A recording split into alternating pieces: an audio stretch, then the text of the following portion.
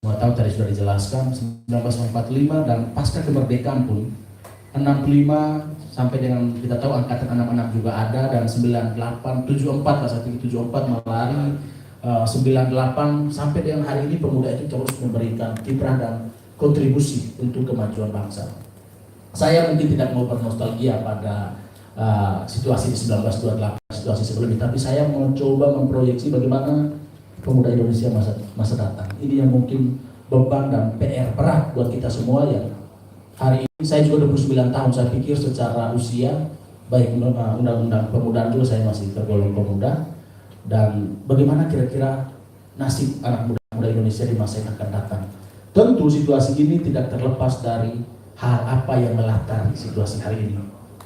Saya pikir tantangan yang paling pertama hari ini adalah dua hal ya, fundamentalisme. Yang pertama ini kita bicara soal fundamentalisme. Yang pertama itu fundamentalisme pasar. Fundamentalisme pasar ini sebenarnya sudah terjadi luar biasa, cuma hari ini jarang disentuh oleh semua elemen di negara ini. Kita semua banyak lari ke satu fundamentalisme, yang satu yaitu fundamentalisme agama. Tapi satu hal, fundamentalisme pasar sebenarnya sudah mengurat akar dan kita sudah begitu liberal hari ini. Pasar yang kemudian begitu kuat mendominasi sampai dengan tingkatan juga saya pikir dalam persoalan-persoalan politik kemarin.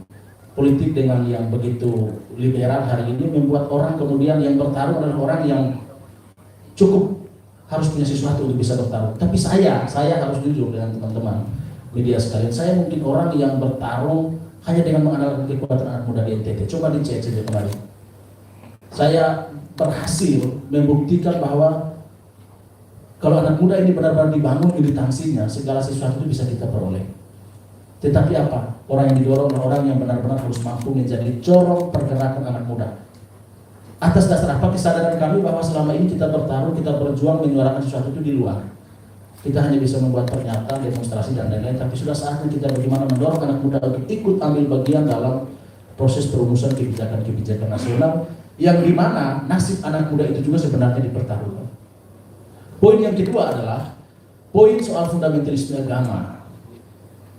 Tetapi saya menganalisa gerakan Indonesia mungkin 4-5 tahun terakhir, energi kita terlalu banyak habis di urusan agama yang seolah-olah kita ini seperti masih berada di tahun 40-an sebelum kemerdekaan.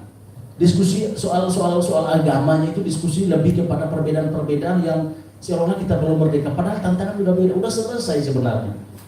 Kita masih mendikotomi saya Pancasila, di situ tidak Pancasila, yang menurut saya habis energi kita. Dasar negara kita sudah selesai, tapi bagaimana perbedaan-perbedaan ini harus diramu untuk menjadi kekuatan yang besar. Kita kehabisan energi, dan harapan saya dengan situasi sudah selesai Pilpres, kiranya diskusi itu kita stop sudah. Kita hentikan diskusi yang kemudian mengarah kepada membagi-bagi sesama anak bangsa ini, yang kemudian apa? Energi kita habis di konflik secara internal. Kenapa? Kita perhatikan baik-baik tantangan kita ke depan. Tadi Bang Herman singgung sedikit Indonesia Emas. Saya pikir ini demokrat banget ya, Indonesia Emas 2045 itu, dan muda adalah kekuatan. Tadi saya sepakat di situ. Tetapi harus diingat, kalau ini tidak dikelola dengan baik, bakalan bahaya. Indonesia ke depan musibah gitu. Tadi seperti yang dikatakan teman-teman, musibah bakalan menjadi musibah. Kenapa? Saya coba lihat beberapa data. Hari ini misalnya begini. Pak Jokowi kemarin bicara 2045 Indonesia bisa menjadi 4 besar. Major Power State akan menjadi negara dominan keempat di dunia. Yang kita tahu PricewaterhouseCoopers juga merilis 2030 kita di 5 besar dan 2045 bisa di 4 besar. Setelah Cina, India, Amerika dan juga Rusia, baru kita di urutan kelima. Terus dengan GDP, dengan pendapatan per kapita di 2045 27 juta per kepala keluarga. Saya kemarin setelah mendengar pidato presiden, saya pulang saya coba pikir juga, mungkinkah ya 27 juta satu kepala keluarga di Indonesia itu akan mendapatkan pendapatan sebulan. Kalau dibagi rata-rata mungkin, menurut saya mungkin, tetapi untuk persamaan keadilan merata bagi saya suatu hal yang perlu kita diskusi dan harus kerja keras. Kalau dibagi rata, karena apa? Karena ada yang kaya sekali dan ada yang miskin sekali di sana, yang kemudian setelah digabungkan bisa rata-ratanya 27 juta.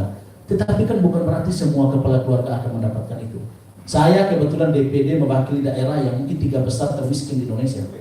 Saya mengalami itu dan saya melihat bagaimana nasib anak-anak muda di daerah. Mereka juga kemudian bingung menata masa depan. Hari ini kalau kita lihat data, pengangguran kita turun, tetapi ingat pengangguran terdidik malah naik loh. Turun betul. Secara keseluruhan pengangguran kita turun. Tetapi apa? Pengangguran terdidik orang yang D3, S1 ini malah naik penganggurannya. Pendidikan kita belum mampu memastikan lulusannya bisa langsung diserap di pasar kerja. Ini tantangan untuk anak muda. Yang kedua, ekspektasi mungkin yang terlalu besar. Ekspektasi anak muda terhadap pekerjaan-pekerjaan yang akan dia dapatkan di luar itu terlalu besar. Sementara di satu sisi, yang ketiga, dia diperhadapkan dengan otomatisasi yang sudah semakin luar biasa. Tenaga-tenaga anak muda yang sebenarnya produktif ini bisa secara gampang digantikan dengan mesin, dengan otomatisasi. Ya inilah liberal, kita sudah terlanjur begitu liberal sehingga mau tidak mau anak muda ini harus diproyeksikan secara baik. Dan saya berpikir tadi kalau Bang Herman katakan anak muda harus bertanggung jawab, saya pikir hari ini negara yang harus bertanggung jawab. Konteks 28 Oktober 1928 konteks ketika kita belum ada negara, anak muda yang kemudian memulai. Tetapi kita sudah merdeka, negara yang harus bertanggung jawab memikirkan nasib anak muda. Negara tidak bisa tidak. Negara harus mulai berpikir bagaimana kerangka. Kemarin Pak Jokowi misalnya bicara soal Menteri Pendidikan dan Kebudayaan bisa memikirkan soal link and match. Pasca sekolah itu anak-anaknya harus mulai ditempatkan di mana-mana. Saya pikir ini harus menjadi pekerjaan yang serius. Kenapa?